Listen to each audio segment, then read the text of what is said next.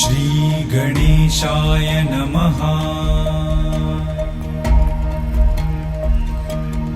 ॐ जपाकुसुमसङ्काशं काश्यपेयं महाद्युतिं तमोरिं सर्वपापघ्नं प्रणतोऽस्मि दिवाकरम्।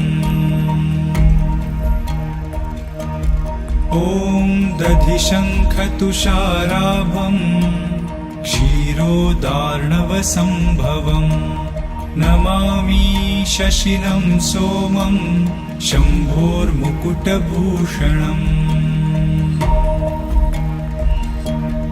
ॐ धरणीगर्भसम्भूतं विद्युत्कान्तिसमप्रभं कुमारं शक्तिहस्तं च मङ्गलं प्रणमामि।